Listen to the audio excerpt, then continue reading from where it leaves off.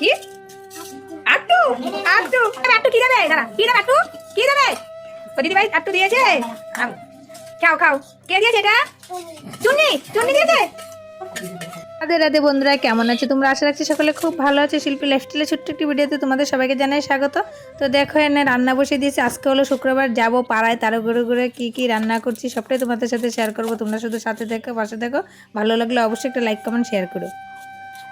রান্না হয়ে গেছে, তাড়াতাড়ি করে রান্না করে নিলাম, কারণ আজকে শুক্রবার। তো পাড়াতে যাবো, তো কি রান্না করছি তোমাদের সাথে শেয়ার করছি। এই যে উচ্ছে আলু ভাজি, এদিকে গাছের ছোট ছোট আম দিয়ে টক ডাল করেছি, এদিকে শুকনো মাছ দিয়ে টমেটো দিয়ে ভর্তা করেছি। আর কিছু রান্না করিনি, হাঁড়িতে ভাত আছে। আর কারণ রান্না করিনি আজকে, আলু সিদ্ধ দেয়নি, শুকনো মাছের ভর্তা দিয়ে আমার ছেলে মেয়ে খাবে, ওদের আজকে আলু মাখা লাগবে না। নে শুটকি মাছের ভর্তা দিয়ে তাড়াতাড়ি খেয়ে নে। শুটকি মাছ পেলে তার কিছু লাগে না ভাই বোনে, তাই না?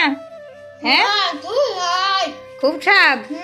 মোটা চালের ভাত রেশনের, আর শুটকি মাছের ভর্তা। শুটকি মাছও না আমার মেয়েও খেয়ে নিয়েছে তাড়াতাড়ি করে।